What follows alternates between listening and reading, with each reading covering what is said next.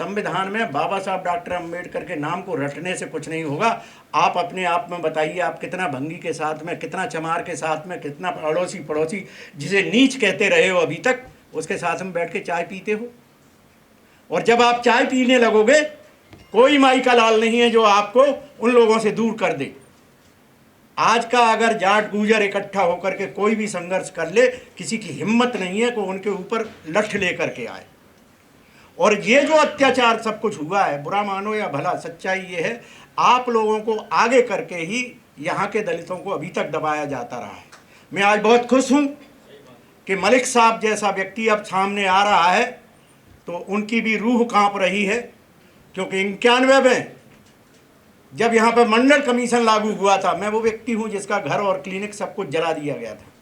महिपाल पर मैं प्रोटेस्ट करता हूँ।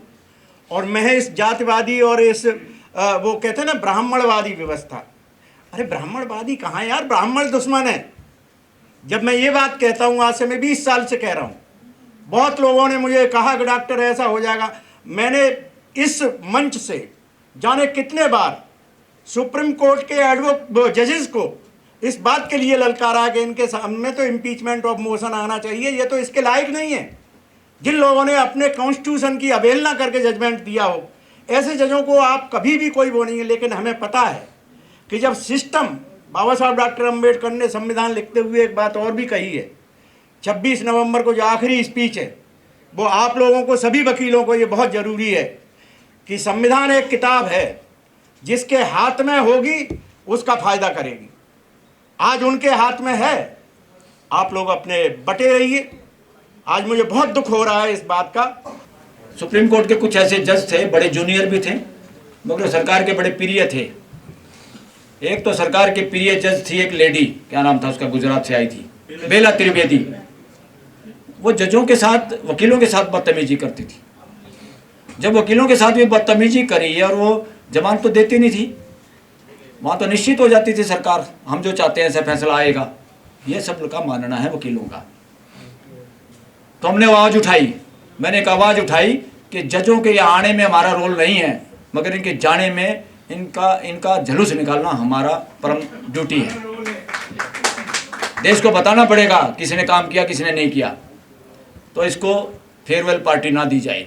वो पता नहीं कैसे हुआ, तो सुप्रीम कोर्ट बार एसोसिएशन ने वो मुद्दा उठा लिया, एक्सेप्ट कर लिया, रिटायरमेंट से पहले छुट्टी लेकर चली गई। कैसे फेस करोगे आप जनता को? तो ये काम पूरे देश को करना होगा। साथियों, मेरा 2-3 बार इंटरेक्शन हुआ ना कि हमारे वकील साथी बहुत सोचते हैं कि बोलते नहीं वकील, हमें डर लगता है। ये बहुत बीमारी है। उस बीमारी का इलाज करने में मैं अपनी भागीदारी थोड़ी बहुत कर रहा हूँ और करना चाहता हूँ कि ये काम सबका है, अकेले किसी आदमी का नहीं। अकेला आदमी कुछ नहीं कर सकता।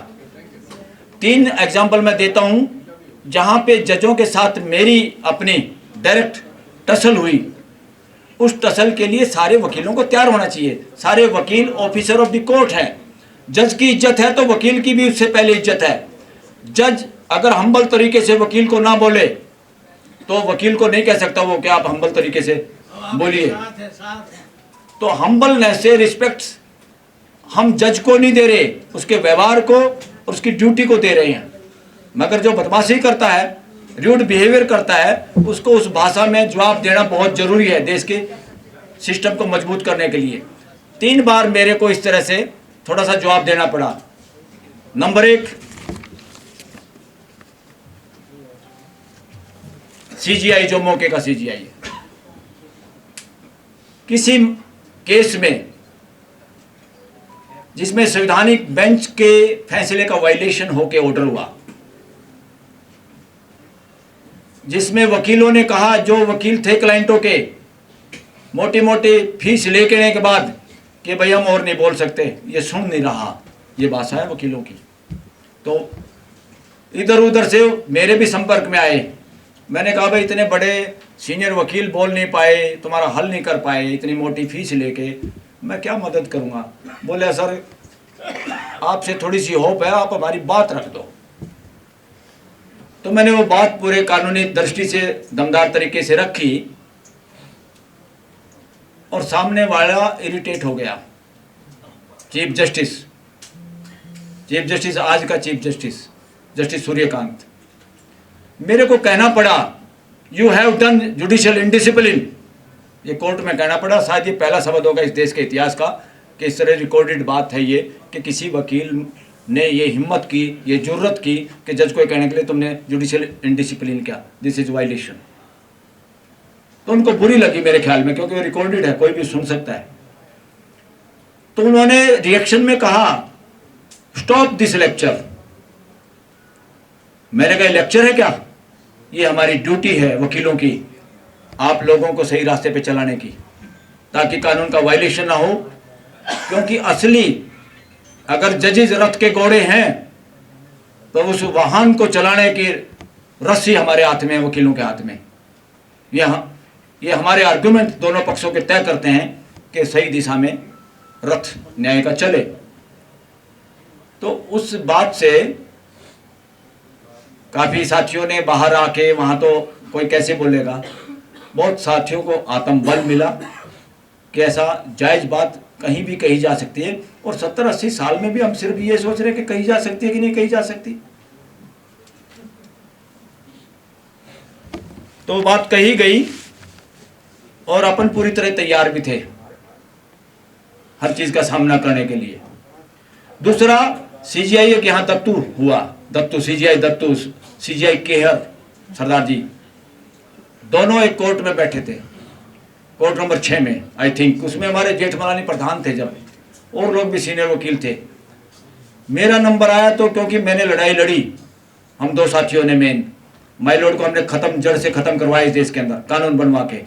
उस कानून के बावजूद भी मैं यहाँ जितने वकील साथी बैठे, कम से कम आप तो माई लॉर्ड मत कहिए किसी को, माई लॉर्ड के खिलाफ कानून है वो। जैसे ड्रेस कोड हमारा है, एड्रेस कोड बना 2006 में हमारे रिट पिटीशन से, PIL से, उसमें है कि यूअर ऑनर कहेंगे या ऑनरेबल कोर्ट कहेंगे, कोई माई लॉर्ड नहीं कहेगा।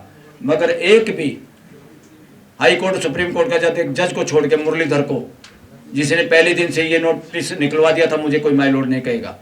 बाकी सारे के सारे ऐसे ही स्वीकार करते हैं। मैं इसको कहता हूं बार काउंसिलों के मेंबर को भी, अरे जो मामा लगता है वो फूफा कहलवा रहा है,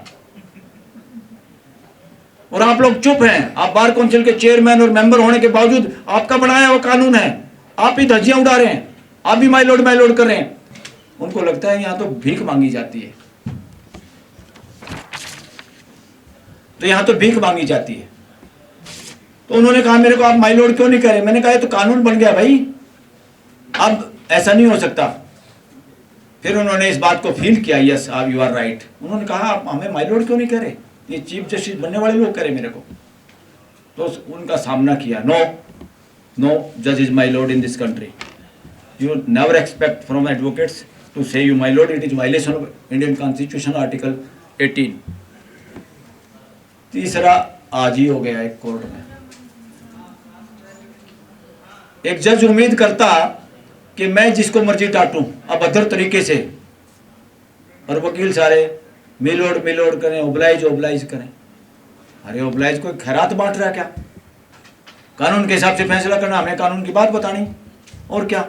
और जो एस्टेब्लिश्ड कानून है फैसला, उसके हिसाब से आपको फैसला करना। आप इधर उधर नहीं जा सकते, इधर उधर जाना चाहते तो उसकी रीजनिंग देनी पड़ेगी आपको, चोरी चकारी से नहीं कर सकते। और आज जो पीढ़ी यहाँ पर आई है और हम लोग हैं, हम टेढ़ा मेढ़ा नहीं चलने देंगे किसी भी जज को आप।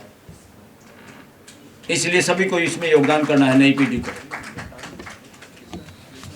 तो क्या आप जज हैं तो आप हमें से उम्मीद करते हो इज्जत से बोलें, पहली ड्यूटी आपकी है, you must be more humble than advocates.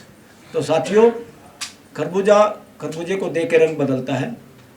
हम इस मामले में कोई, मेरे को नहीं लगता हम कोई खास काम कर रहे हैं, ये तो हम सबकी ड्यूटी है। और ये ड्यूटी करते हैं तो अपने को चैन से नींद आती है, ये ड्यूटी नहीं कर पाते तो अपने को टेंशन होती है। और हमें कोई ऐसा कदम उठाना चाहिए कि हमारी न्यायपालिका ईमानदारी के साथ में जस्टिस करे। ये पार्शियलिटी जो हो रही है, इनडायरेक्ट वे में जो जातगत पार्शियलिटी है, जिसे कुछ रिश्वत नहीं देना पड़ता, सिर्फ नाम बताना पड़ता है कि I am so and so Mishra, तो मिश्रा जी को अपने पूरा न्याय मिल रहा है, ना पैसा ना कुछ। एक जो उनका एक संगठन जिस तरह से, इस पर हमें मलिक साहब बहुत गंभीरता से सोचना चाहिए था। मैंने सन 65 से लेकर आज तक, मैं 75 साल का हूँ, ये संघर्ष को मैंने देखा है, अपमान को देखा है, अवहेलना को देखा है। आप सुप्रीम कोर्ट में खड़े होकर जज के सामने अपने आप को असहाय महसूस करते हो, तो जिसकी लड़ाई आप लड़ते हो उसको कैसे न्याय दिला पाओगे? अगर आप वो लड़ाई नहीं, आप वो आवाज वहां नहीं उठा सकते, तो मैं समझ सकता हूँ कैसे न्याय मिल सकता है। सबसे पहले आपको इस पर विचार करना होगा। गलत चीज के खिलाफ वहीं पे मौके पे आवाज उठाओगे तो मैं समझ सकता हूँ कि अब जो जजेस बैठे हैं जो गलत फैसला लेते हैं उनको कुछ नसीहत मिलेगी। इस तरह का कोई आप कदम उठाओ। मैं जिस क्षेत्र से आता हूँ, मैंने बताया था मेरा सब्जेक्ट नहीं है, लेकिन मैंने पर्ची भेजी थी, क्योंकि शुरुआती दौर में जो वकील बोले थे उनकी ये पीड़ा थी कि जज साहब नहीं सुनते हैं। तो काश मेरा दुर्भाग्य, मैं वकील नहीं हूँ। जिसकी लड़ाई में लड़ रहा हूँ, अगर उसको न्याय नहीं मिलेगा तो मेरा कोई काम करने का फायदा नहीं है। लेकिन बलराज जी, मैं आपको आश्वस्त करता हूँ, मेरी बात अगर आप सबको लगे, महसूस हो, तो इस पे कदम उठाइए, जजों के खिलाफ आवाज उठाइए। अगर उसमें कहीं आपको लगता है, तो मैं जिस सेक्टर से आता हूँ, मैं आज आपको आश्वासन देता हूँ, जिस दिन आप जजों के खिलाफ आवाज उठाएंगे तो पूरी दिल्ली एनसीआर 100 किलोमीटर की रेंज में है, कोई किसी प्रकार का कमर्शियल गाड़ी का कोई चक्का बाहर नहीं आएगा, मैं आपको आश्वासन देता हूँ।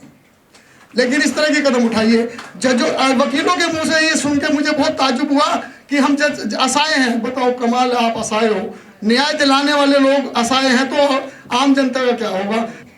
उसमें एक बात स्पष्ट है कि बाबा साहब डॉक्टर अंबेडकर के जो विचार थे, जो मानवता थी, और जो मानवता के आधार पर सबको बराबरी और सबको उन्नति के लिए उन्होंने जो संविधान बनाया था, आज जो सरकार है उसको कुचल रही है और मन्नुवाद के आधार पर शासन कर रही है, मन्नुवाद को बढ़ा रही है। तो मेरा तो आप सभी से निवेदन ये है कि जैसे सभी अधिवक्ताओं ने कहा है कि मलिक साहब जी बहुत संघर्ष कर रहे हैं, मैं तो एक ही सुझाव देता हूं कि अगली बार ये जो हॉल है इससे 4 गुना बड़ा हॉल होना चाहिए और उसमें पूरा हॉल अधिवक्ताओं से भरा हुआ होना चाहिए। तो तब मलिक साहब अपनी बात दृढ़ता से भी रख सकते हैं, क्योंकि दृढ़ता से बात जब ही रखी जाती है जब उसके पीछे लोग खड़े होते हैं, और सामने वाला तभी सुनता है जब उसके पीछे लोग खड़े होते हैं। तो मेरा तो निवेदन यही है कि जो ये सरकार है, इसके 2 ही इलाज हैं। एक तो सरकार को उखाड़ने की योजना बनाओ, और एक अपनी बात को दृढ़ता से, जो आज जो संविधान के खिलाफ बातें हो रही हैं, संविधान के जो नष्ट करा जा रहा है, उन बातों को दृढ़ता से कैसे रखा जाए उसमें प्लान बनाओ, और प्लान के अनुसार ज्यादा से ज्यादा अधिवक्ताओं को जोड़ो, क्योंकि अधिवक्ताओं में एक ताकत होती है जो बदलाव ला सकते हैं। आप देख लो, अधिवक्ता ही बदलाव लाए हैं, पूरा इतिहास उठा के देख लो।